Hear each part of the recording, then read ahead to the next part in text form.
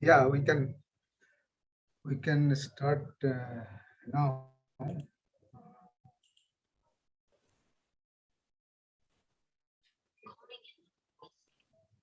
So welcome to fifth day of GIAN RRI course on responsible research and innovation. So this is the halfway of our course. So welcome again, and over to Professor Robert Brown. Yes. Hello, everyone. Good morning. In my case, to everyone from here in Vienna. I will start sharing my screen. I hope you see it. People are joining still. I want to put it in. It's visible. The problem is that for some reason, yeah, now it's okay. Okay, you see full screen? Not yet. It's yeah. Now Yes, it's Okay. Okay. So, hello everyone again. Maybe we can do the round of introductions quickly when in between sessions. Today we'll have 2 sessions, so I'll bore you for 2 hours. I hope I can make it less boring because now we are in the center, in the middle of the concept of responsible research and innovation. Today, I'll talk about the policy context, first about how it emerged, and then all the conflicts that were related to responsible research and innovation in Europe. As I promised to you, every day I try to be in India, at least for dinner. So yesterday I cooked a chicken vindaloo, not as hot and spicy as probably I would have received it in a nice street vendor in New Delhi, but it was pretty good. So in this way, at least, I feel somewhat being in India. Remember, I'm a philosopher, so I can be at multiple places and by multiple means, like food. So today, I'll talk about what we began yesterday that I call the democratic turn.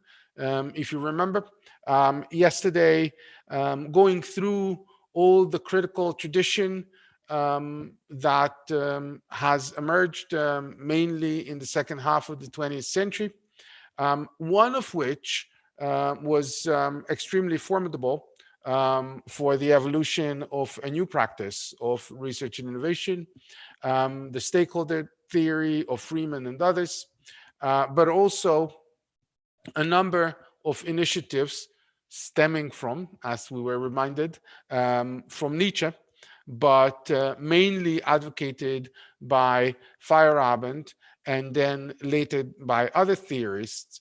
That is to bring science, research, and innovation under some form of democratic control, or at least some form of democratic policy or politics that drives or motivates the way how science is done. Obviously, this is in clear contradiction with the policies advocated and also that I have brought to your attention by Michael Polanyi, and then what was the centerpiece of the establishment or the ideology of the establishment of the ERC, the European Research Council, that distributes 17% of the billions of euros that the European Union is spending centralized on research and innovation. So just to recap, 4 different definitions, we just basically run them through, but haven't really analyzed them, all of which are somehow related to this democratic turn. René von Schomburgk's definition, if you remember, this is kind of the most used definition of responsible research and innovation, which says that it is a transparent, interactive process by which social actors and innovators become mutually responsive to each other with a view to the ethical acceptability, sustainability, and social or social desirability of the innovation process and its marketable products, in order to allow a proper embedding of scientific and technological advances in our society. So the emphasis here is the transparent and interactive process, a version of democracy, in which different stakeholders, in Schomburgk's language, social actors and innovators, become mutually responsive to each other. So this is one element, key element of the democratic turn in research and innovation. It should be a transparent and interactive process in which the stakeholders become mutually responsive to each other and their positions. Another version, another definition that goes like this: RRI implies that social actors, again, researchers, citizens, policymakers, businesses, third sector organizations, etc., work together during the whole research and innovation process in order to better align both the process and its outcomes with the values, needs, and expectations of society. Again, another version of the democratic orientation of doing research and innovation, involving, including, and engaging different stakeholders, social actors, and make them work together in a reflective process that's mindful that the outcomes will be aligned with the values, needs, and expectations of society. And a more policy-oriented approach, as we said yesterday, that says that RI includes multi-actor and public engagement, again, the stakeholders, enabling easier access to scientific results. So it's an interactive and iterative process between stakeholders that take up gender and ethics in the RI content and the process and formal and informal science education. Thus, the emphasis here is on gender and ethics, but also appreciating that this should be an interactive and iterative, that is democratic, process. And then the definition that you liked the most is taking care of the future through collective stewardship of science and innovation in the present. Collective stewardship, beautifully said, by the way. Collective stewardship is a version of democracy in which the stewards, that is the stakeholders, engage in both doing and overseeing science and innovation in the present for the future. So all of these definitions somehow revolve around what we have said being the democratic turn in research and innovation. It is, as we said, pretty similar to the democratic turn in economics or business, that was instigated by the different forms of stakeholder theories, also political CSR, as I mentioned yesterday. So let's see how this is imagined within the European Commission. As I have already mentioned, and it was part of the Kahoot yesterday, that there are a number of stakeholders who should be involved and engaged. Mainly it is policymakers or public policy actors, the research community, that is academics, the education community, that is those people who disseminate scientific results and assist in what's called science education, business and industry, of course, and civil society organizations or NGOs, non-government organizations. Mind you that on this view, it's not the citizens themselves, lay people, if you will, who are engaged and involved, but rather it is organizations. It is assumed that research and innovation is a specific process in which mostly institutional actors are engaged and involved rather than individuals. There is an offspring, of course, of responsible research and innovation, which is called citizen science, and we will talk about that eventually also. And the policy agendas, when in the European Commission's definition, it's said to be implemented as a package, then this package involves a number of, or involved in its original description, a number of policy agendas, namely 6 of those in European Commission's jargon. These were the so-called keys. The 6 keys were ethics, gender or gender equality, governance, open access, public engagement, and science education. It was assumed that these 6 keys or policy agendas all together as a package, but also interrelated, make up the policy that's called responsible research and innovation in the European Commission. So it is ethics, gender, governance, open access, public engagement, and science education. The main thrust is democratizing research and innovation, creating a more democratic scientific community by addressing ethical, gender-related, educational, and engagement principles. So this is kind of the map that the European Commission within its program of responsible research and innovation uses.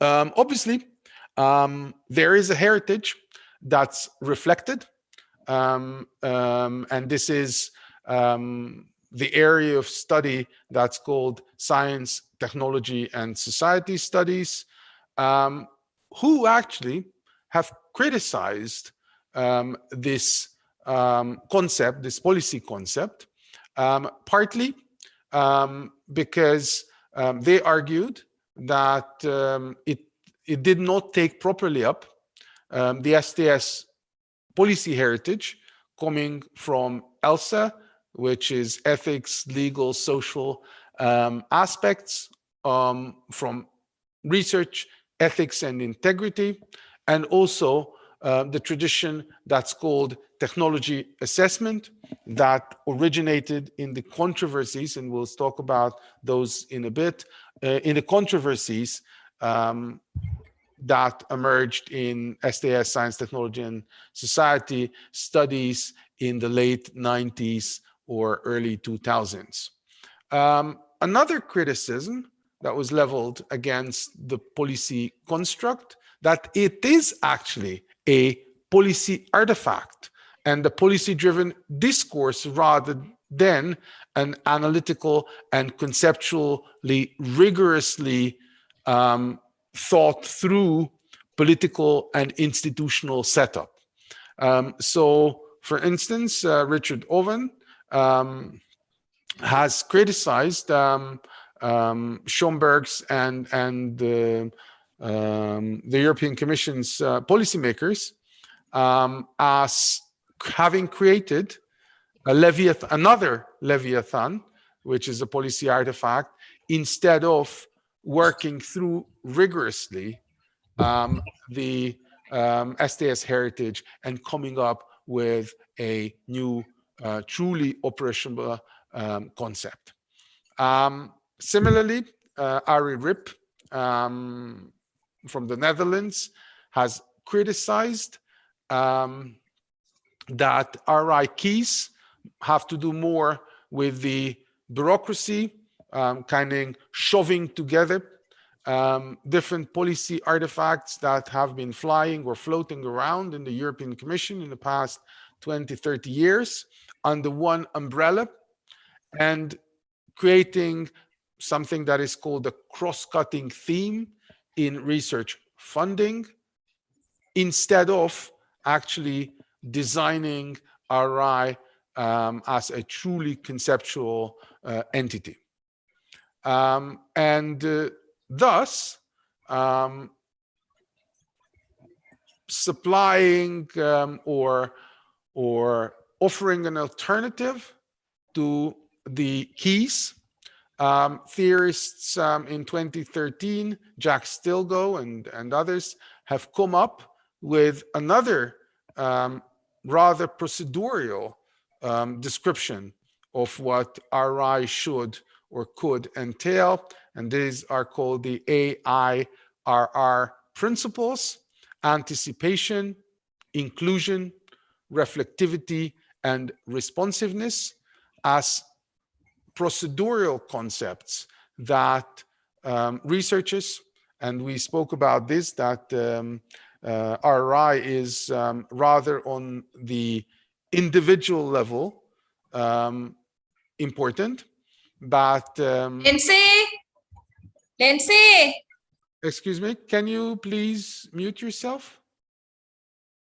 Thank you.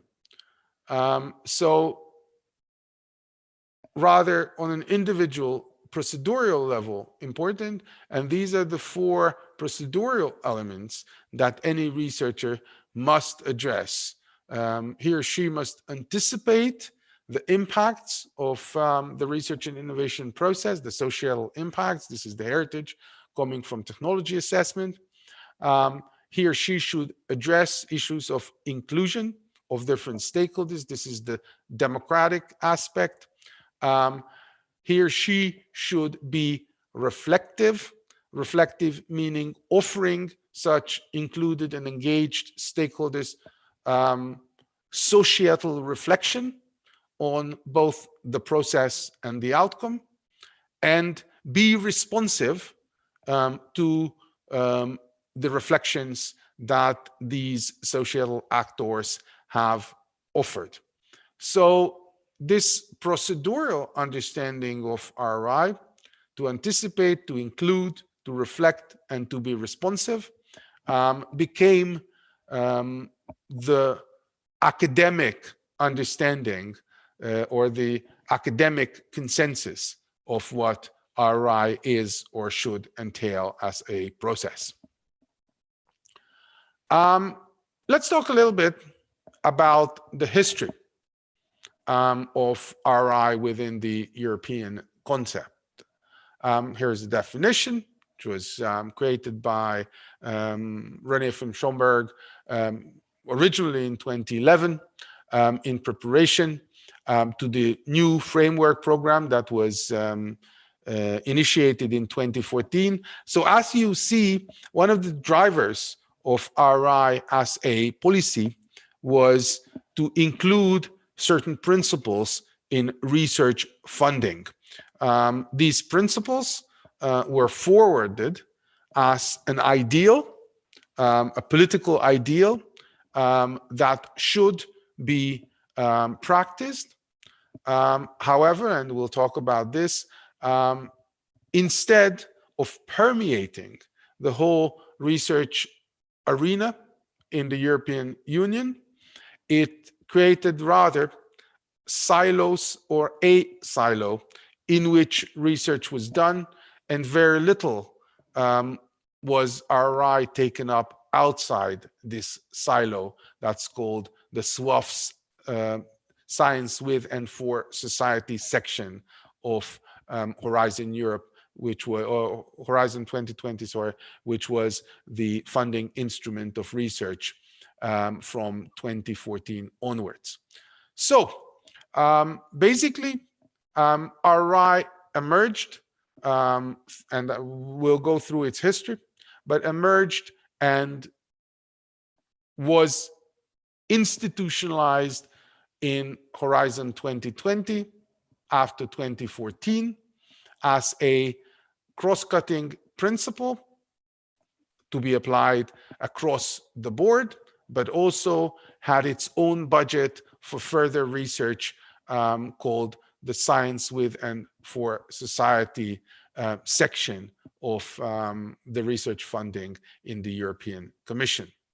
As said before, responsible innovation builds on long-standing approaches that have been around, one of which was technology assessment or anticipatory governance, also on public engagement in science, citizen science, and the likes, and the particular discussions of responsible development originating in one of the most controversial territory, that was the application of nanotechnologies in the early 2000s.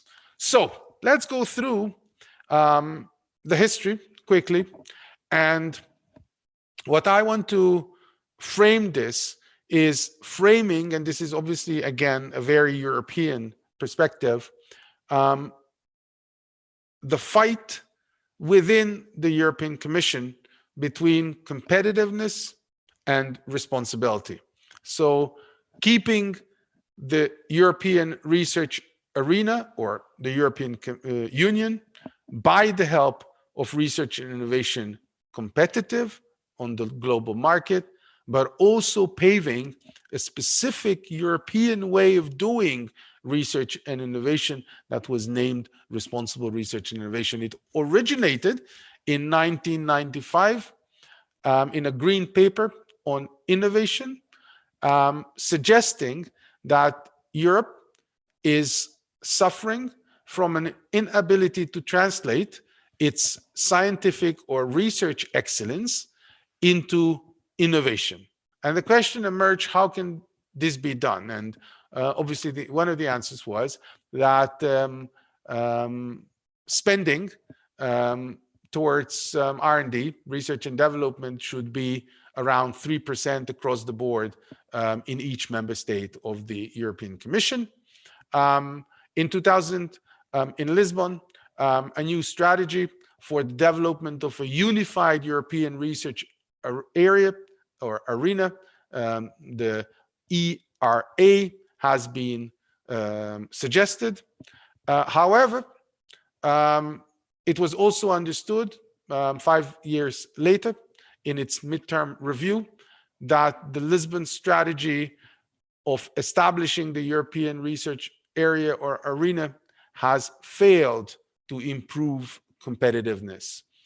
And one of the reasons why this was considered so was that there was no specific European political agenda involved in the R&I processes that were funded within the European research area.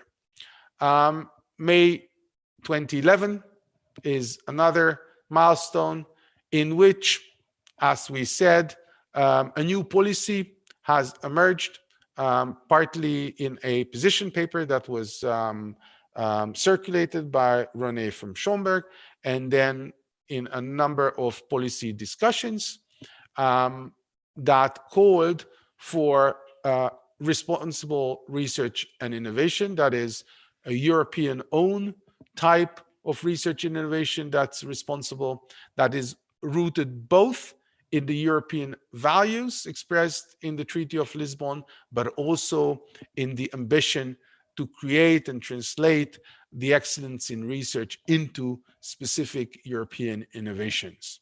Responsible innovation thus describes an environment where all societal actors, the sectors of society, including the public, are expected to engage and work together throughout the whole of the research and innovation process. Part of which was understood, and this comes from technology assessment, that the uptake of such innovations is built on social acceptance, and social acceptance is built on addressing social embeddedness or societal needs. So kind of the framework of responsible research and innovation was this fight between or for competitiveness and responsibility at the same time, as it was assumed that in order to successfully translate European excellence in research and innovation into innovation that then is taken up by society, you need a specific responsible way of process that engages all actors of society in the whole research and innovation process. So kind of this is the thrust of the original idea. And here we see the steps through which this policy came into being.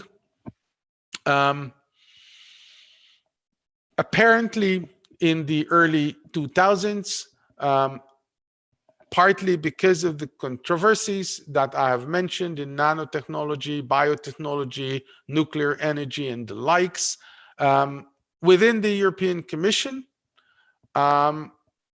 there emerged a need to respond to what was called the legitimation crisis of research and innovation policy making, and how research and innovation could be better embedded into society or societies. In 2001, a white paper on European governance entitled The Scientific Reference System was created, and this was a structured and open network approach through participation that would, or that has suggested to support policy making, again, to better embed research and innovation in society. And in 2002, a science and society action plan was developed in connection with science and citizens, and how the active participation and two-way communication between science and citizen is to be established. In the framework program 6, that was operational between 2002 and 2009. This section of the European research arena, Science and Society, SAS, was established and funding was provided to address science and citizen issues. 2007, we've mentioned, the Lisbon strategy was transformed into the Lisbon Treaty, and Article 8 of this Treaty of the European Union had said that citizen participation, engagement, transparency, and the involvement at the core of participatory democracy is key to the operation of the European research arena. So in FP7, that is the next funding program, Science and Society was renamed Science in Society. So instead of a understanding that science is something different from society, the naming oriented the thinking towards that science should be, must be part of society. However, The reviews of this program showed that the program itself was pretty unsuccessful. Such approaches, citizen science and engagement and responsible research and innovation, as it was not called such at that time, did not take up within the European research arena. And unfortunately, in 2010, the changes led to the marginalization of science and society activities. However, actors within the Commission mainly gathered around EU Commissioner Marie-Georgian Quinn, had been active in pushing forward a new agenda, and this was the one that René from Schomburg and a group of people around him were developing. And in 2012, there was a statement by the EU Research Commissioner, which provided support for the concept of RRI. The pinnacle of RRI, Responsible Research and Innovation, came in 2014 when the Rome Declaration, and we'll shortly speak about what that entailed, the Rome Declaration on Responsible Research and Innovation in Europe was announced, which called for action to promote RRI within European institutions, member state, regional authorities, and research and innovation funding organizations. However, as it happens in the EU, EU Commissioner Marie-Georgian Quinn was out, and a new commissioner, 2015, came in, Carlos Moedas, and he set a very different set of goals from those of RRI, and this was, instead of the 6 keys, it was the 3 O's: open innovation, open science, and open to the world, mainly focusing on open access and Europe's role in a globalized research and innovation world. This was somewhat aligned and similar to the main thrust and principles of RRI, but also in some elements very different. So the story of RRI within the European Commission or within the European research arena is not a success story.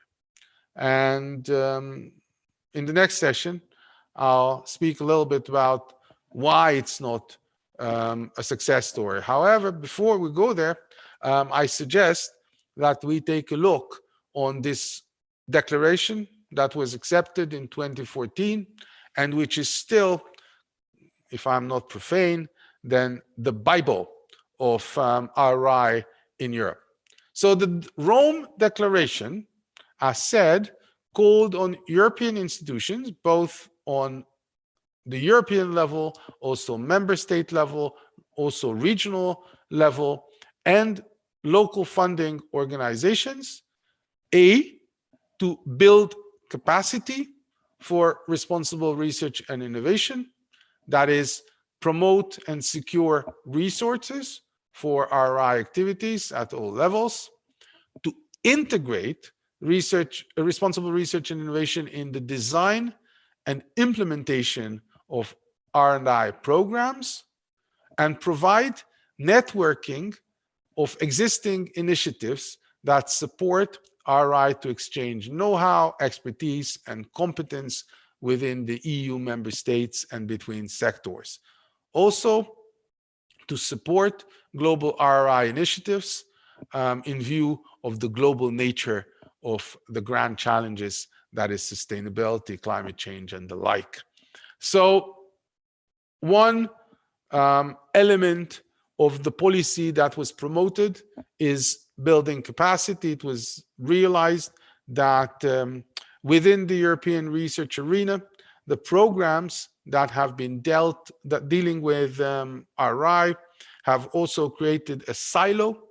Therefore, people who were engaged, like me and my colleagues, who were engaged in RRI activities throughout these years, were preaching mostly to the choir. And there was a need, and this is what has been expressed time and again before 2014, to get out of our silos, to create what's called a coalition of willing, who would be ready to promote, but to be able to do so, we needed capacity building and we needed resources to do so. Second, and this is touching upon excellence that we have discussed yesterday after the Kahoot, also with Sardindo, that we need to review and adapt metrics and narratives of research and innovation to monitor the performance of research and innovation funding and performing organizations with respect to RRI, as well as create metrics that inform us about the socioeconomic impacts of RRI. We need to provide guidelines for implementation and assessment, and we need to set and communicate a forward-looking vision of RRI. We have been involved, we meaning my institution, in a program called MORI, which is exactly this, creating the monitoring, that's why it's MORI, the monitoring and metrics for RRI. We have, this was a 4-year program, we've created a number of indicators that were based on multiple case studies, with which RRI activities could have, should have, may have been monitored, and KPIs could be maybe set, and also socioeconomic impacts of RRI could be assessed. We also provided, within the framework of another project, guidelines for implementation and assessment, both implementation in research funding and also implementation in education, higher ed, mainly on a master's and on a bachelor's level, and also the assessment of RRI activities. Others have been creating programs like RRI tools. I think India, or an Indian partner, was also involved in that. Communication materials for a forward-looking vision of responsible research and innovation. Also, a third element of the Rome Declaration was to create and implement institutional changes, mainly in research and innovation performing organizations. So the previous one addressed funding organizations mainly. This addressed research performing organizations, that's researchers and their institutions, to create institutional changes by reviewing the processes, procedures, and practices to identify possible RRI barriers and opportunities at the organizational level, and create changes that would address such barriers and opportunities, to create experimental space which could engage civil society actors in the research process and experiment with such engagement, and how, and this is also something we have been talking about with Sardindo, how these types of new or different knowledges could be incorporated into the research and innovation process, to develop and implement strategies and guidelines for the acknowledgement of RRI, and in higher ed, adapt curricula and develop trainings to foster awareness, know-how, expertise, and competence of RRI, including RRI criteria in evaluation assessment of research staff. The Rome Declaration, as I said, was the pinnacle of responsible research and innovation within the European research arena. basically all is there. If this would have been a document that would have been implemented properly across the European research arena, we would be in a very different position. However, what actually happened was a major backlash, more competitiveness, more innovation, however, more innovation built on scientific excellence. The 2008 financial crisis did not help to increase research funding in general up to reaching 3%. Some of the member states have actually reduced their investment in R&D, and many have remained at levels way below 1%.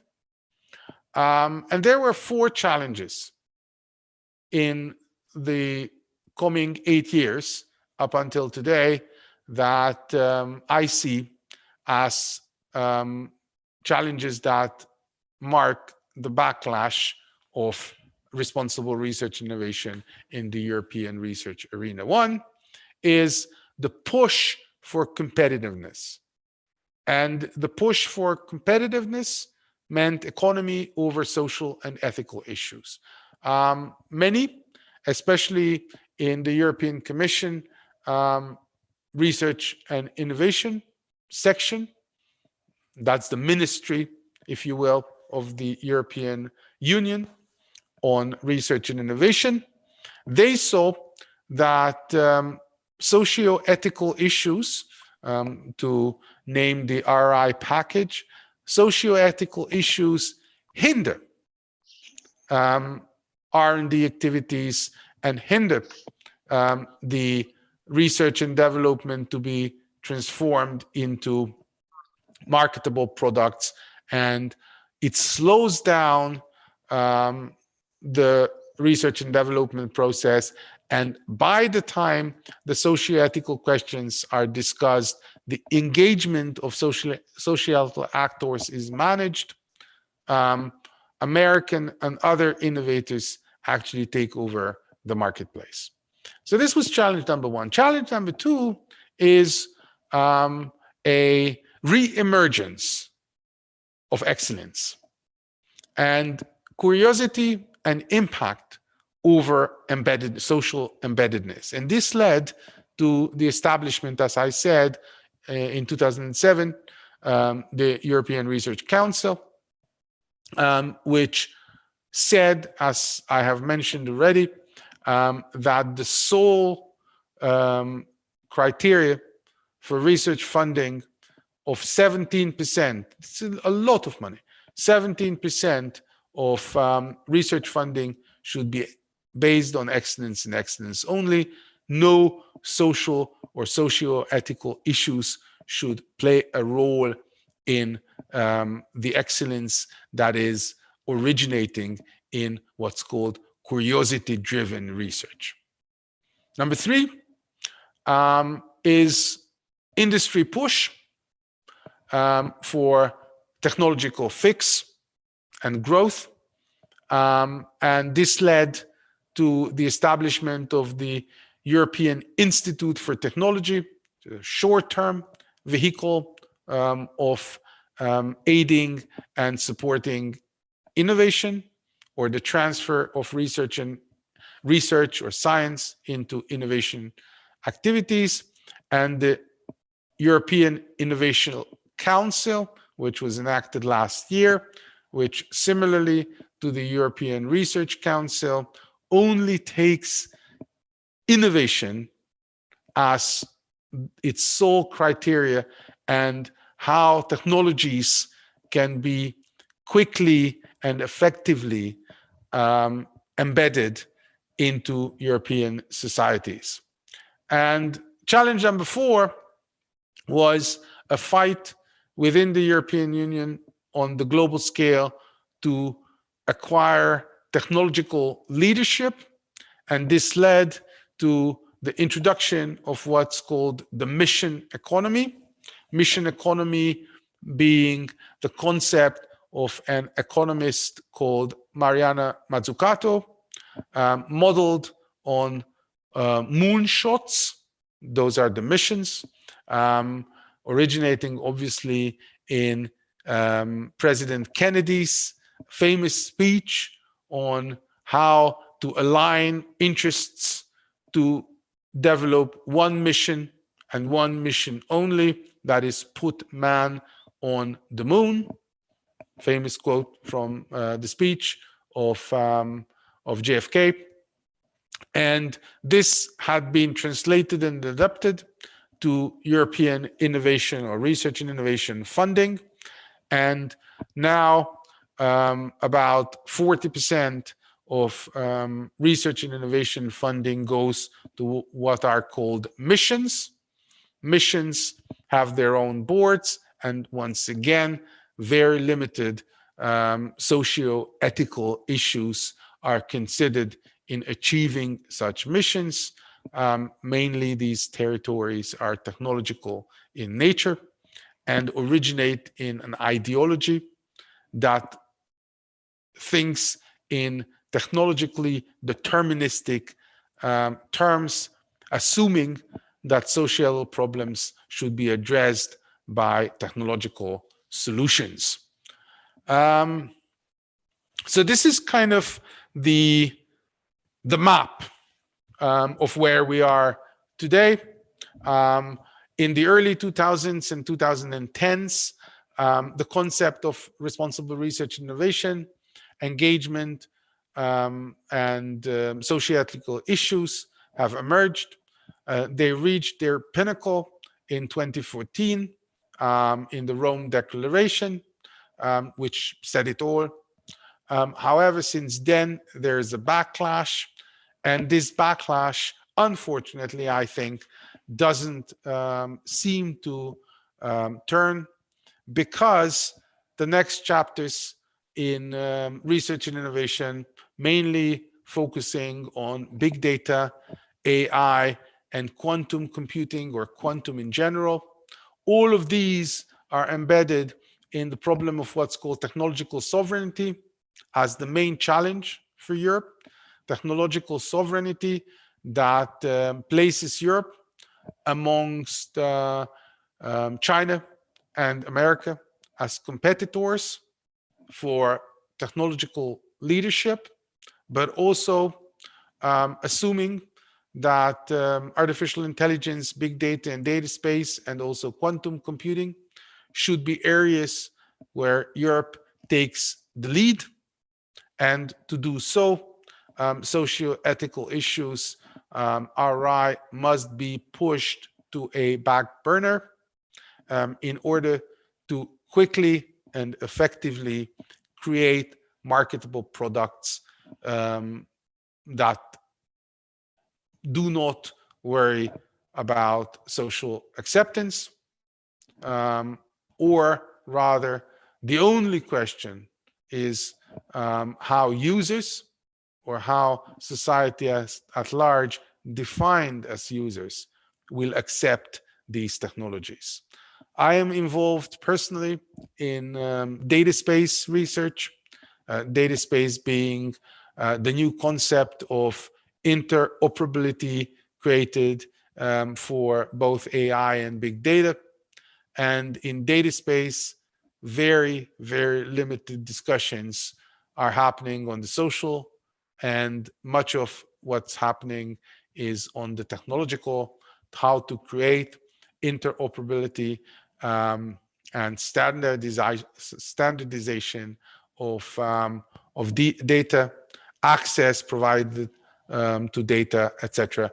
And the social aspects that I think are extremely important in big data are pushed aside or shoved aside. And by the time social problems, challenges will be addressed, most of the policy questions will already be decided. This is it about the micro history, which I promised. So now our histories are complete. We started with a macro history originating in the 17th century. We then continued with a meso-history of the policies that have been applied from the Second World War onwards. And the micro-history of RRI is its own story in the past 2 decades, both as an emerging concept and then as a somewhat declining concept. So, it's your turn now. Questions, please, or comments, additions, ideas, whatever you feel necessary and appropriate. Floor is yours. Yes, Abhinandan, thank you. Go ahead.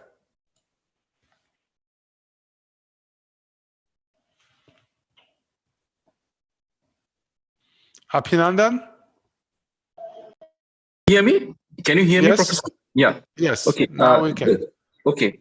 Keen to know that you mentioned about the backlash in the Europe regarding the whole procedure when it was followed in between 2008. I'm keen to know what has happened after this Brexit, when Britain came out of this European Union. Is there as if some sort of similar thing is going to happen in that similar line? I think this is a very important and relevant question. I don't quite know how it is related to our RRI specifically, but definitely the UK and the researchers in the UK have been obviously both drivers of scientific activities, research and innovation within the European Union. Not only obviously British nationals, but other European nationals working in the UK. So definitely it is a big question. What European scientific or research and innovation excellence and the transformation of scientific knowledge into innovation will be impacted by Brexit. I don't think this is yet seen, but as in most other areas, let me say it did not help. Neither the European research arena to develop, nor responsible research and innovation to develop. I don't want to go into explanations about the reasons for that Brexit, but Brexit did not originate in more democracy. It originated, I think, in an understanding that European free movement of especially Eastern European peoples was not helpful for the United Kingdom. So I think that unfortunately this will add to the backlash as I see it. Thank you, Professor. Thank you. Thank you. Yes, Indrani, go ahead. I just wanted to add to the point because I'm in UK for the last 11 years now and did my PhD with Richard Owen. So I just wanted to add to the point that it's also the reason of British exceptionalism and the imperialistic memories which Britain had, which caused Brexit, was one of the main drivers of Brexit, you know that. And secondly, UKRI, the United Kingdom Research and Innovation, is thinking about supporting with some funds, which the European Commission's funds are not there anymore. But with COVID and with, you know, right now the Russian oil prices, we don't see how the economy around research and innovation will be managed. So yes, I'm like supporting Robert that we don't know, but and it has not resulted in more democracy, definitely. So I agree. No, absolutely. Thank you so much. I agree. Obviously, I know, or I'm a layperson in thinking of and addressing issues of Brexit. But yes, this is something I see. COVID didn't help. The war in the Ukraine doesn't help. Obviously, there will be a huge push for more military spending and research and development in the military, European military, which would and will siphon funds from other areas, and that's not helpful either. So we're not on the right side of history, I have to say, at this point, which should not stop us in believing and should not hinder us in fighting on, but the circumstances at the moment are not in our favor. And next week, I'll talk about our own mistake in developing the critical stance on research and innovation, and what could be, should have been thought differently. Sardindu.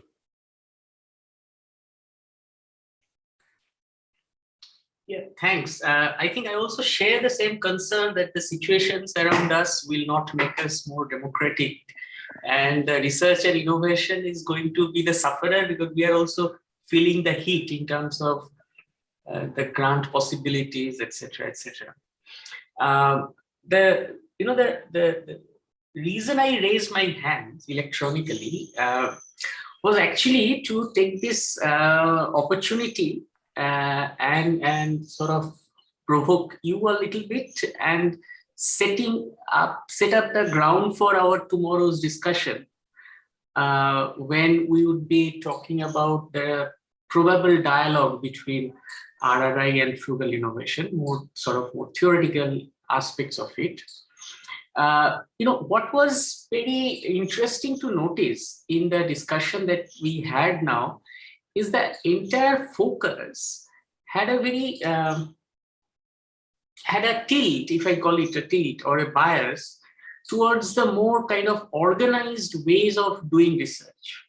I mean, where do we see the existing protocols being challenged or being overhauled? Or is it a way to actually consolidate the European competitiveness of the regulatory framework? That, the strong regulation, strong research, and strong interactions. And through this, there is a European product which is being promoted.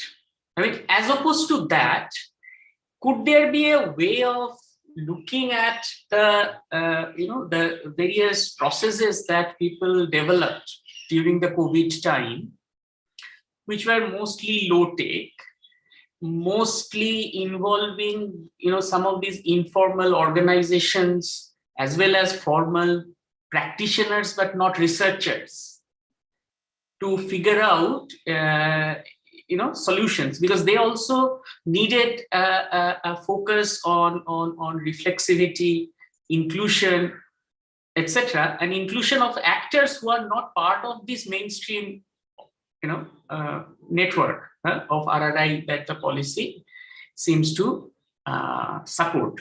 So I just thought maybe I should raise it for your quick thoughts, and so that we can take it up in tomorrow's conversation.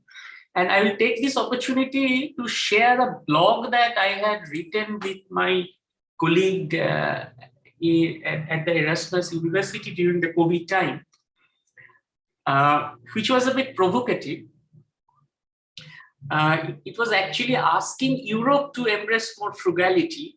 Of course, some of the examples we may not agree with today, because we were writing it as the situation was getting developed then. But the basic idea is that can we go beyond this realm of well-defined specializations and think of a collaborative structure where more and more of the practitioners' knowledge, more and more of the local realities, more and more of how to curtail bureaucratic delays of regulation, etc., can be taken on board while figuring out the next trajectory of the RRI. I stop here. Okay, I'll Very read the long. blog. I am very curious of what you are saying, but I have to say, I'm not optimistic. And let me give you 5 contexts why I am not optimistic. COVID is one. And interestingly enough, COVID, especially with the vaccination and the quick development of the vaccine, has reinstated the prominence of science, research, and innovation in solving social problems. Therefore, that legitimation crisis that I have alluded to, and which was a big driver of more responsibility and more social engagement and more inclusion, is not needed anymore. So counterintuitively, the success of the researchers who have developed the vaccine also added to less responsible research and innovation, at least in Europe. The second is the state of democracy, partly Brexit that Indrani has alluded to, but across the board, both in Europe and elsewhere, populist governments, authoritarian governments, illiberal systems are on the rise. And democracy seems to be, in many cases and spaces, ill-equipped to counter illiberal or authoritarian tendencies, and many see RRI within this bracket. And there is, I see, a backlash also to the Republic of Science, where at least the realm of science or research and innovation should be kept apart and safe from these anti-democratic tendencies, and it should be self-governed. And instead of more engagement, more social embeddedness, what have you, there is rather scientific exclusion and walling off of such stakeholder inclusion. The third context, negative impact, is, I alluded to, is technological sovereignty. Both the technological problems that have arisen with data, and mainly American supremacy over data, the Google and the Apple and the Facebook problems, social media being at the forefront, all of which are American or via TikTok Chinese companies, and Europe lagging behind, and also supply chain issues in technology, the problem with automotive manufacturing. So there is a strong push towards reshoring industry and reshoring research and innovation to Europe, and also to have our own, but this have our own again establishes a pretty exclusive and pretty closed and pretty much triple helix type of collaborating between industry, policy, and research, excluding the fourth helix, that is society at large. This is coupled with a re-emergence of the classic socio-technical imaginary, technology fix, technology as an answer or a solution to social problems, from sustainability to democracy to climate change, etc. And again, most of what we're preaching here within the title of responsibility is seen as an obstacle or hindrance to such fixes that technology or industry can offer.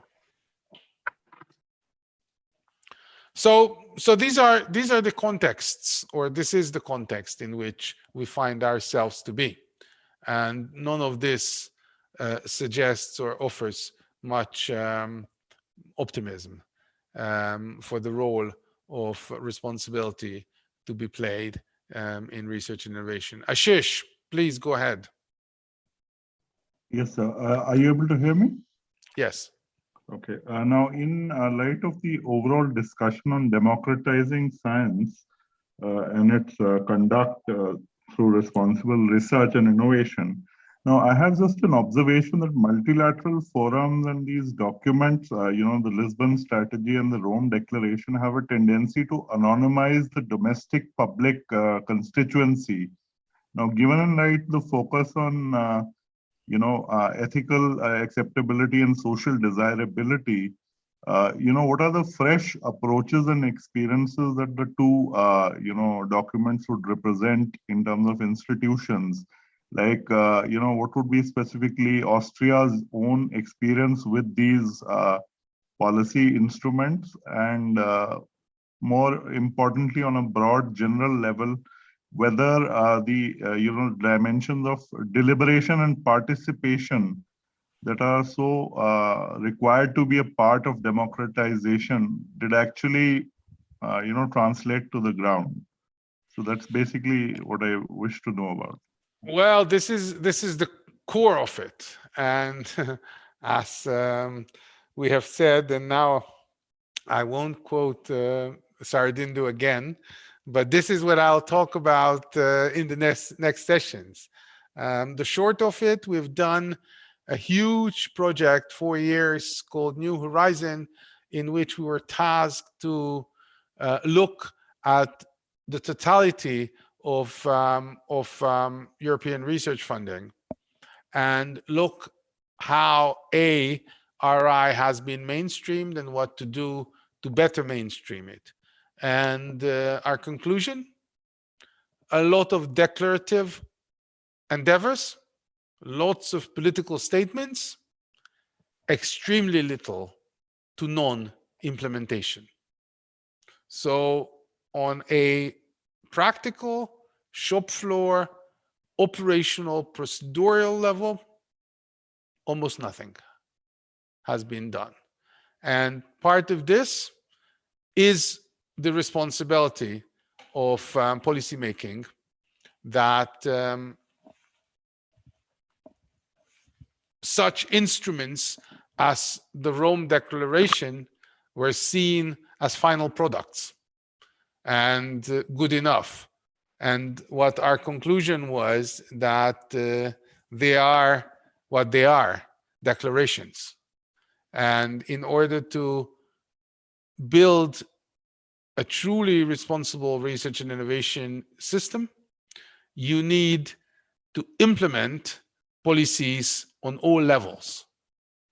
And that did not happen. And it did not happen in Austria either. So the research funding and innovation funding institutions or the higher education institutions are still measuring scientific impact with high impact journal publications. What's called third missions are seen as auxiliary. Engagement is very limited. Scientists themselves are very little aware that they should, could, may do things differently. So on the policy implementation level, very little has been done. Okay, guys, 10 minutes break. And what time is it now in India? It's, what time is it? Somebody could tell me? 4:45. 4:45. Excellent. 43 actually, but okay. See you 5 minutes before 5 then. 10 minutes break, okay? And then we continue. Okay? 10 minutes. Thank you.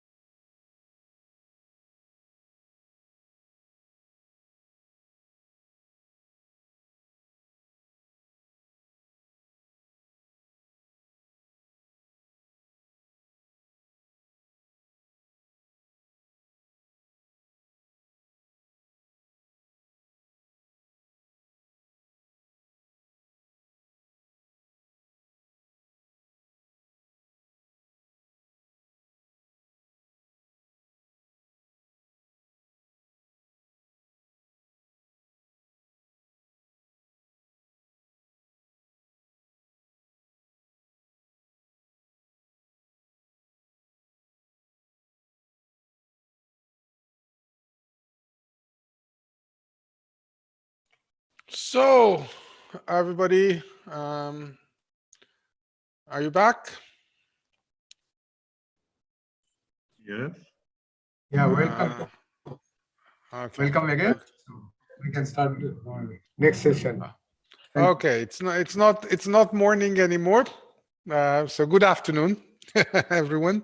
It's also afternoon here, but the sun is shining, although it's very cold, around 2-3 degrees. So you can imagine.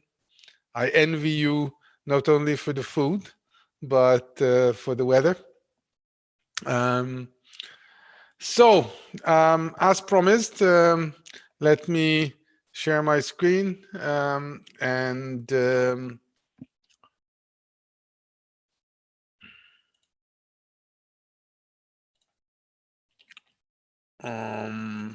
do you see the full screen? Yes, sir. Okay, excellent. So today I want to round off our microhistory by theorizing rather than showing, theorizing the conflicts and struggles of mainstreaming RRI as a policy in the European Commission. And I hope adequately, I called this talking about the struggle for survival. The struggle for survival for responsible research and innovation. And I'll use a theoretical framework called advocacy coalitions, which was forwarded by Sabatier in the late 90s, in a different context, of course. And I'll apply his theory of advocacy coalitions to the struggles that I have described in the previous session. Here is our definitions. I won't go over it again. So what's the state of RRI currently in the European Union? RRI, to put it bluntly, is a fragile policy institution or a fragile policy construct, partly because, as we discussed, there had been drawbacks, backslash, also because it has been criticized by theorists, but more importantly, because, and this is what I want to suggest, because, and this is why I gave you this long macro history also, because the RI debate, whether or not focuses on policy aspects instead of fundamental normative and ontological axioms that may or should be reflected upon in the Anthropocene that is today. So I want to take our learning forward with suggesting what the real problem is. And now I hope you'll understand that it was not a selfish or historical minded approach to go back to the 17th century and discuss RI in terms of the scientific revolution and also in terms of ontological and normative axioms. And you, I hope, understand why I think that RI is doomed to fail unless we do not change how we think about not the first part of this construct, that is responsibility, but rather about the second part of this construct, that is research and innovation. So what's the theory? Advocacy coalitions. It was suggested by Sabatier, Paul Sabatier in 1993 in the paper, and then explicated in 99. Also, you can look up Paul Carney's entry in the Oxford Handbook of the Classics of Public Policy and Administration. There's a nice section on advocacy coalitions. The basic idea is the following, that every policy and policy change is done within the fight or within the context of advocacy coalitions. Advocacy coalitions are people from a variety of positions, elected and agency officials, interest groups, etc., researchers, who share a particular belief system and who show a non-trivial degree of coordinated activity over time. This is an advocacy coalition. An advocacy coalition is a set of institutional or private individuals who share a particular belief system and who show a non-trivial degree of coordinated activity. Policy change in this discourse means that the integrative force of an advocacy coalition is two layers of its belief system: the policy core, which is the strategic fundamental policy positions concerning the basic strategies for achieving the core values within the subsystem, and what Sabatier calls the deep core, that is the fundamental normative and ontological axioms or assumptions of the policy that one believes in. So these two layers, the deep core and the policy core, both contribute to the instrumental decisions and information searches for the that are necessary to implement the policy that the advocacy coalition forwards. So this is the advocacy coalition theory, and how policy is implemented in an advocacy coalition framework. That is how policy change is happening, but there are exogenous factors outside the system, and there are intermediate factors that help or hinder the change at hand. Exogenous factors are partly relative stable parameters. In our case, it is the funding and regulatory framework of research and innovation, and external system events, that is emerging issues such as climate change or transition or the Anthropocene itself, that pushes the system toward adaptation and change. And there are intermediate or internal factors, constraints and resources. These are also policy beliefs and strategies, and the necessary degree of consensus, whether to use, in our case, top-down or bottom-up alignment of research and innovation activities. So this is the advocacy coalition framework. So every coalition, who is a variety of positions, elected and agency officials, interest groups, the public at large, researchers, etc., they share a particular belief system and coordinate their activities. The belief system is of two layers. There is a deep core, fundamental normative and ontological assumptions, and the policy core, how policy positions should be strategized in achieving the core values of the belief system within the policy subsystem. And this is the context. There are external and internal contexts. External, there are relative stable parameters, very hard to change long term. And there are external events that create some momentum for policy change.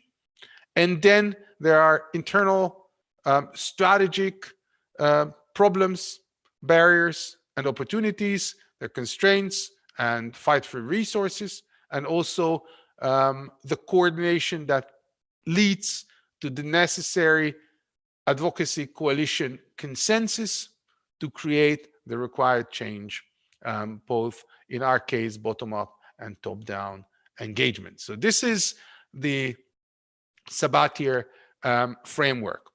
It is important that policy-oriented learning is a very important aspect of policy change and can often alter secondary aspects of a coalition's belief system. Changes in the policy core aspects of a governmental program require a perturbation in non-cognitive factors external to the subsystem. That is, let me translate, this means that the biggest opportunity that is established is by external system events and the perturbation of non-cognitive factors that are external to the system, and this will substantially inform and alter the policy core aspects of a program or an advocacy coalition. In our case, we have it. In our case, that is responsible research and innovation. There is a lot of hope, as opposed to the microhistory that I have been describing in the previous session and the result thereof, which made me pessimistic. It made me pessimistic looking at the inside, looking at the relative stable parameters, looking at the constraints and resources. This said, there are a number of external system events, the emerging issues of climate change, the Anthropocene, the impact of technology on society, distrust in science, anti-democratic elements, all of which point towards the change that is required and understood and potentially understood by the advocacy coalition that puts RRI forward. So here is our map. This is also stemming from our research in New Horizon major project, which I'll talk about next week. But I want now to highlight one element. We have been looking at what's happening in the European research arena from an advocacy coalition point of view. And we have created a typology of 3 core advocacy coalitions. One, clear, was the pro-RRI advocacy coalition. The pro-RRI coalition, these were obviously based on the Rome Declaration, research funding and performing organizations on the national and European level that sympathize with RRI. Their belief, core value, was we need RRI to make research and innovation better. We believe in a non-linear innovation model, two-way communication, citizen engagement, participation, and all the rest. Its strategy was trying on a policy level, to suggest that this value system has political viability. It was aiming at a clear and understandable definition of what RRI is. And as you saw with the projects Mori and the like, the measurability of in and output, and suggest what the impact and what the potential benefits are. So this was the pro-RRI coalition, with resources being very weak. A second group was what we called the de facto RRI group.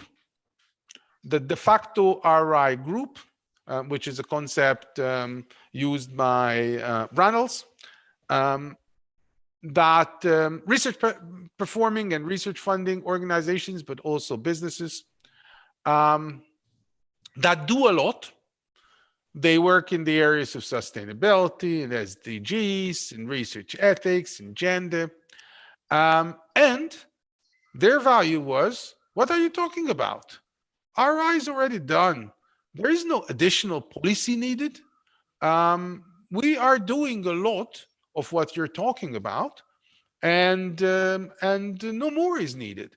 Part of which was an understanding that RRI was already there, but maybe more importantly, this group was also against, strangely, of grouping all these things together under one umbrella, because they were coming from the research ethics community, they were coming from the gender community, they were coming from the citizen science community, all of whom wanted some kind of institutional position and access to resources within the European research arena.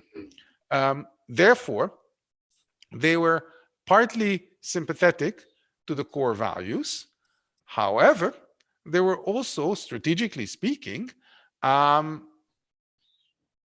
a distance from RRI, because they wanted to keep their own concepts intact and running.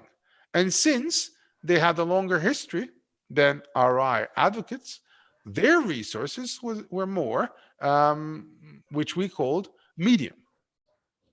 However, there was a third coalition that was the critics of RRI and actors who were totally and utterly unaware of responsible research and innovation. These were the research performing and research funding organizations, the policymakers and CSOs who were critical of or who had no knowledge of the concept of RRI. Part of which was the community of excellent science, industry with a technology push, with a certain research ethics. They believe in a linear innovation model. They believe in a curiosity-driven research, bottom-up, and autonomy of science. What they were stressing is a strategy. We should do business as usual, maybe do more and better. When the discussion turned to RRI, they said we're already doing it.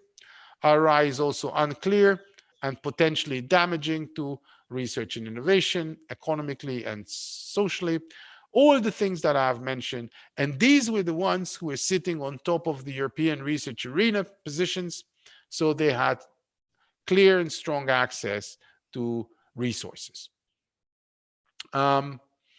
So what this framework shows us that RRI with its, or RRI advocates with their weak resources were facing a strong opposition from both the de facto and even more so the critics of RRI group, advocating they mainly neoliberal and strong business-oriented economic agendas that were pretty much incompatible. So there was no way of arriving at a consensus, which were pretty much incompatible with an RRI orientation.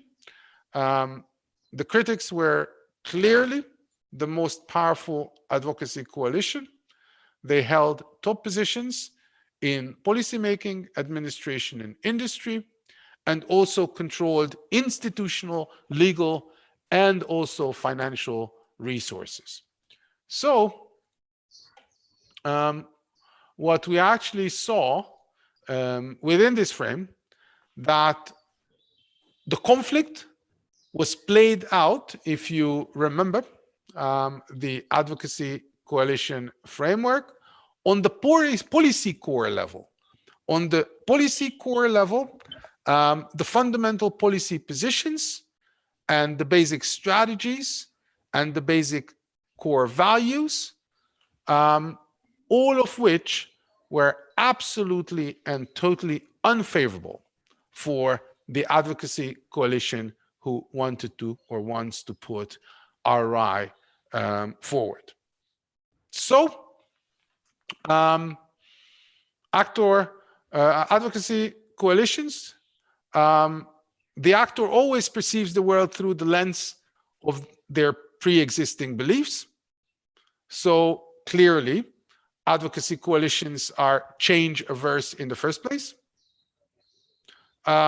Also, actors from a behavioral point of view weigh losses more heavily than gains. So not only are they change averse, but they're risk averse.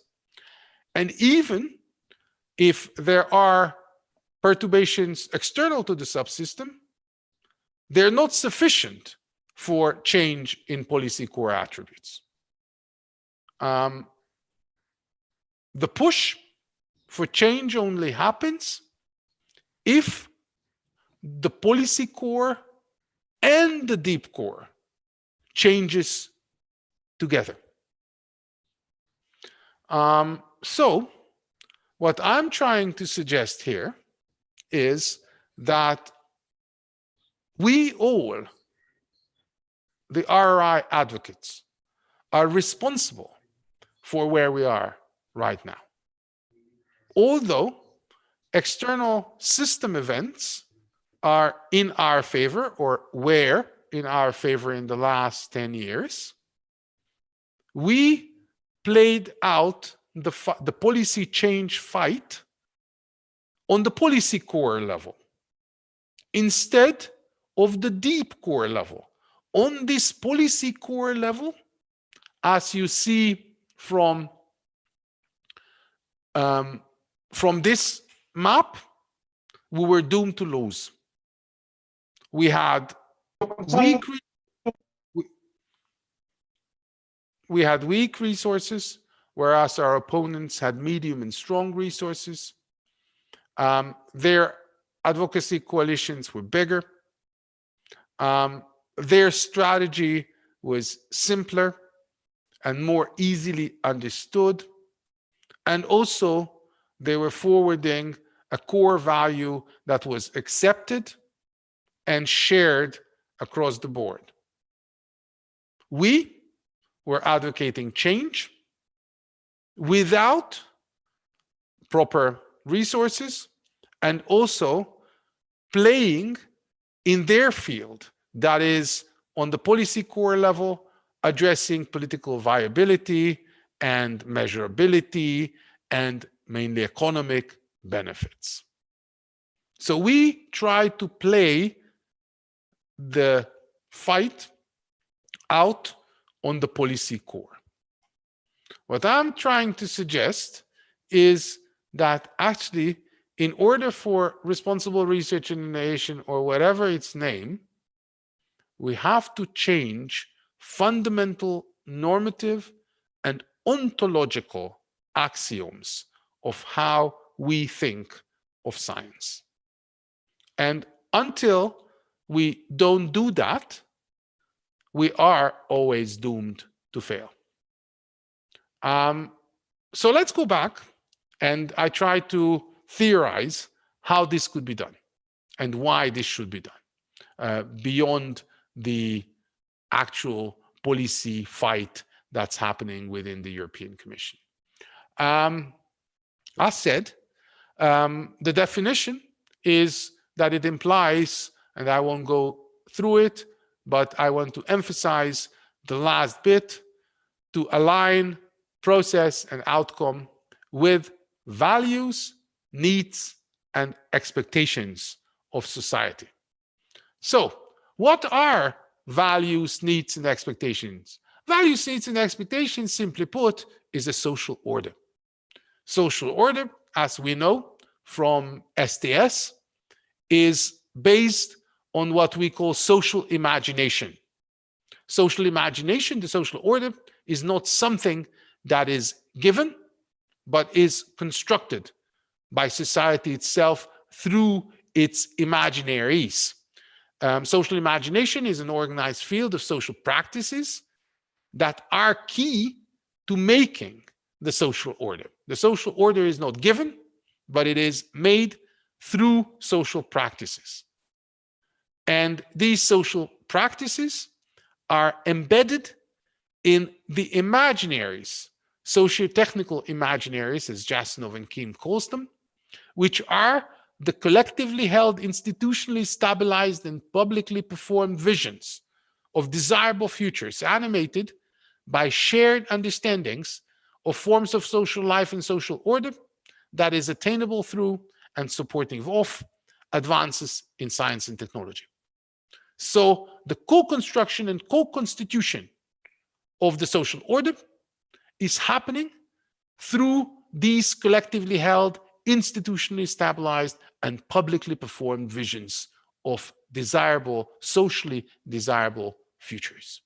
These are the socio-technical imaginaries that create the social order in which we live.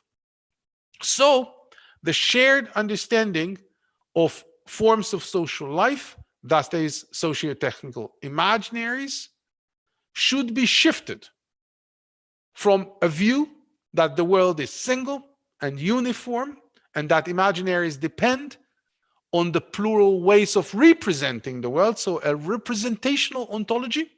We need to go back, and this is why I introduced at the beginning of this course the concepts of episteme and ontime, because we need to undermine the basic ontological axioms that emerged in the early modernism of the scientific revolution.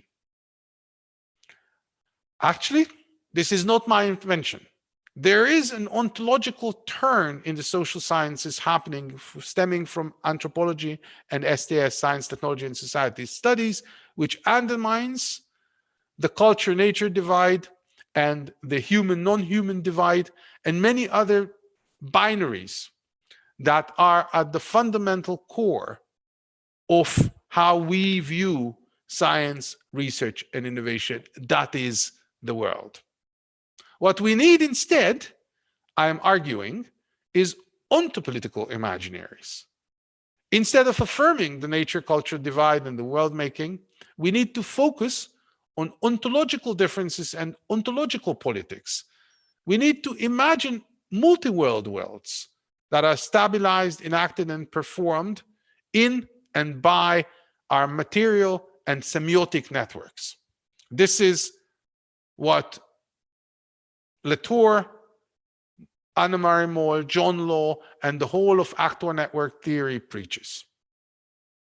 Instead of the traditional nature culture, human, non-human, actor, non-actor, animate, inanimate divide that lays at the core of how we see the world, the representational theories that the spatialized transcendence that emerged in the scientific revolution, we have to do away with these core concepts that limit our ability to understand the world as I believe and we believe it is.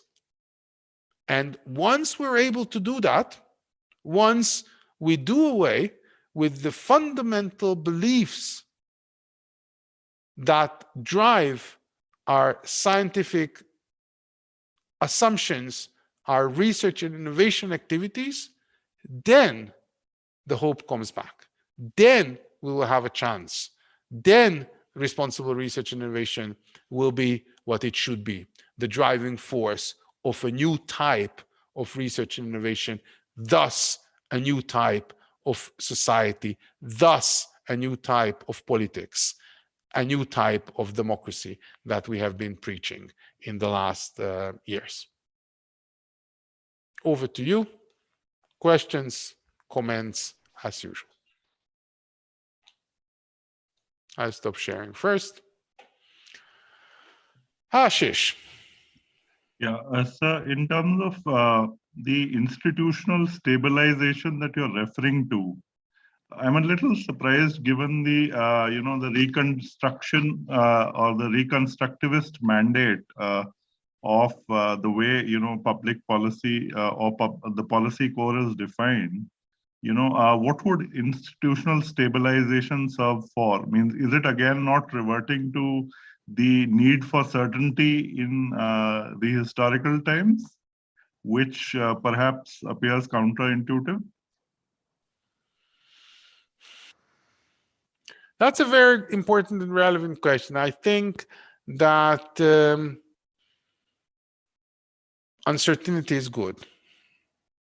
I think that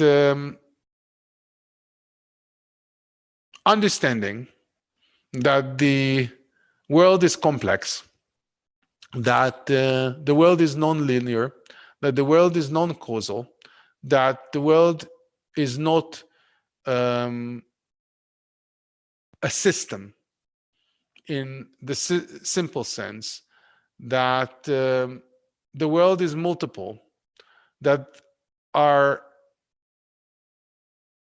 science, research, and innovation is a political ideology, and as such, there could be other political ideologies equally valid, that we know nothing of the world and the universe. We have created one to our liking, and over dinner table, let me be profane here. Yesterday, over the dinner table, when we were eating the Vindaloo, or I was eating the Vindaloo, others were eating other stuff. I have two daughters. I have a 20-year-old and a 16-year-old. And with my wife, our 16-year-old asked, what do we think about extraterrestrial life? And will humankind ever be able to detect extraterrestrial life in the universe? And this is a very interesting question. Obviously, a 16-year-old, this is what 16-year-olds think about. And my answer was the following. There is no way we can detect extraterrestrial life.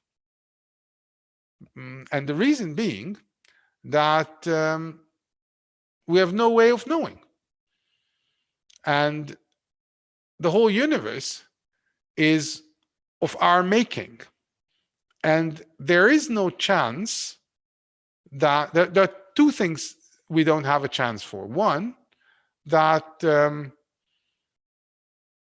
within the 13 billion years we assume the universe lives, there is overlaps of life.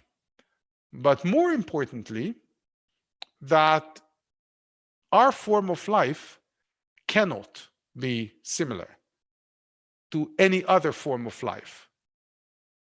So the problem is not communicational, but ontological. There is no similar type of being than ours. So whether there is or isn't life in the universe other than us, we will never have a chance. We will never have a chance to meet in any form or fashion. So this was not helpful for her. She was expecting a different type of answer. But what I'm trying to say here is that the uncertainty brings certainty. The realization that the world in which we live is our own making, and that there can be maybe different worlds in which we also can live in, if we would so make it. That gives a lot of hope, and that hope brings, I assume, certainty. Siddharth. Sir, sir, I would like to add to Ashish sir's, comment.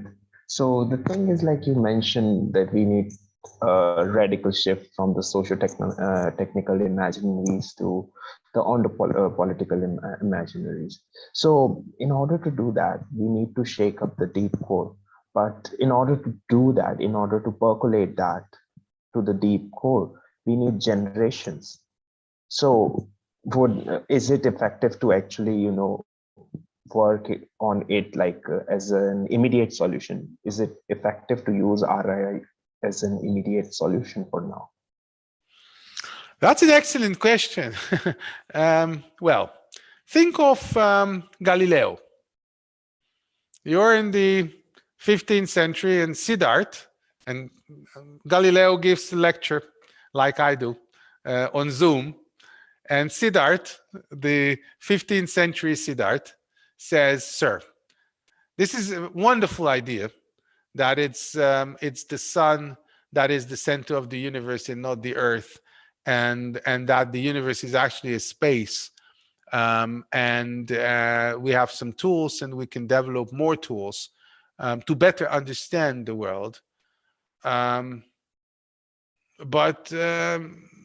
this takes generations to permeate, because there are the priests and there are the kings and there are people out there who believe in God and who believe that God has created the earth, and on the earth God has created in 6 days humankind, and actually it is the earth that has been created as the center of the universe, and this is such a radical idea that you are forwarding here that it'll take generations. Wouldn't it be better that you gave it up, sir? I think, and I don't want to compare myself obviously to Galileo, I'm not 100% sure that Galileo would have answered to the 15th century Siddharth, well, I think you're right. I give it up. So I think that obviously you're right. I don't expect to bring about change quickly. And yes, this will take generations. This said, I think that if we give up the belief that a different kind of world is imaginable, a different kind of ontology is imaginable, therefore a different kind of science is imaginable, then we are doomed to full and utter failure, if not from our own making, then climate change and the rest. So I think that climate change is a warning.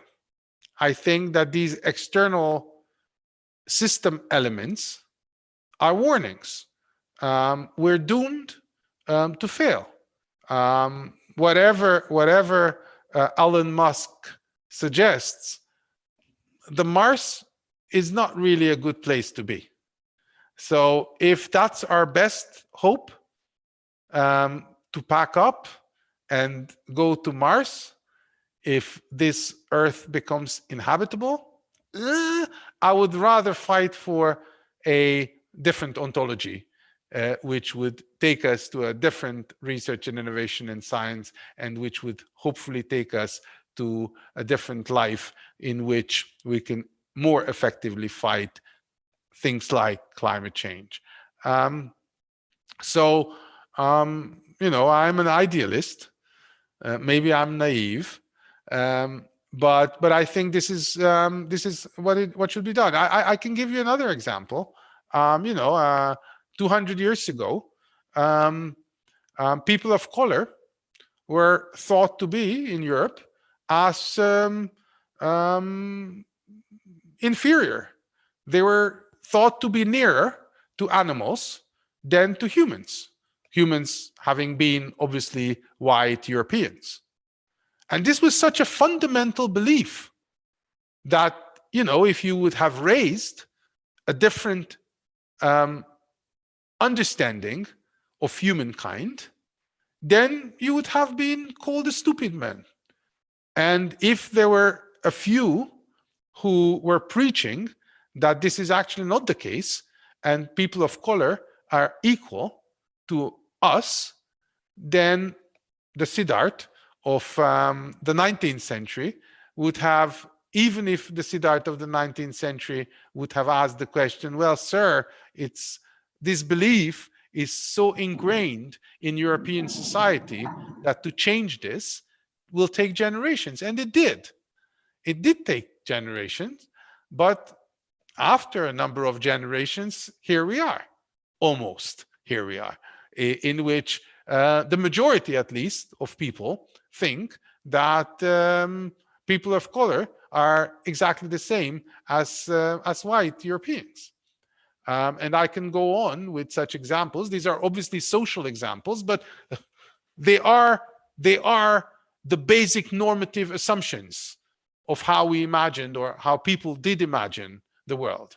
Women also having been imagined as inferior, didn't have right to property, didn't have right to public expression, voting, etc. Luckily, the world changed. So I think that such change is possible. Change in the core belief system is possible. Sir, I think to add to that, I think I would also like to maybe take notes from Sarathan to search, that comment on addition of, say, the frugal approach to, say, the European system, right? So I did read the article that he shared, and in that article he proposes that frugality should be embraced by the European Commission, or in general in the European context. So is it not better to have all these parallel ideologies running simultaneously rather than one pulling others? I'm not arguing against this. Of course, I do believe in CSR. I do believe in frugal innovation. All of this, it wasn't only Galileo. It was Copernicus. It was Darwin. It was many people who have been advocating elements of what then became the scientific revolution. And I see these CSR, the ontological turn, RRI, frugal innovation, what have you, as all elements of the same thing, the paradigm change that I've been alluding to. So I don't think that it is only RRI. I don't think that it's only the ontological turn that needs to be advocated and assisted. However, I think, I don't want to sound communist, but I think all people must unite. I think that with their distinct agendas, these advocates of change should develop some kind of core that they share. More democracy, a different ontology, a different social being, whatever. I think this is what I'm advocating. I'm not advocating to give up CSR. I'm not advocating, but another thing. I see that capitalism or modernity is extremely resilient in a way that it incorporates these seemingly radical ideas and says, CSR, great, I love it, says big business. Yes, I create the CSR department on the fringes, and there will be 2 young girls who will engage with stakeholders. And then we can do our business as usual. This is what happened in the European Commission with RRI. Great, yes, RRI, responsible researcher, you're saying something. This is great. How about we create a little silo, all of you group there, and we can do excellent science across the board. And so there is a huge resiliency in modernity. And I think we need to challenge that. And I think this is what I'm advocating, that we have to address this resilience and address this resilience in a way that it addresses the core beliefs, the fundamental core beliefs on which modernity has been founded upon. And that is why I started this course with the 16th century and the scientific revolution. And then as we enter into the next week, this will be our framework, what we are discussing here. We've been together for more than 2 hours. Thank you very much. With this, I hand you over to Saradindu and Anup for tomorrow. Tomorrow, unfortunately, I can't participate. So I will ask both Saradindu and Anup on Monday to give me or give us, whoever else cannot participate also, to give us a short summary of the Saturday event. Manisha has her hand up. Do you want to say something, Manisha? Yes, sir. I have one question. Go ahead. Yeah. So questions are always important to be asked. In our research, community sustainable development goals is very popularized over a very short period of time. So, do you think RRI, sustainable development goals, has taken its roots from RRI? Is it developed from there, or it's a totally different concept? Definitely not a totally different concept. It's part of the fleet, if you will. However, there are two things that I see with sustainable development goals. They're also declarative, and there is very little policy level implementation of those goals. So I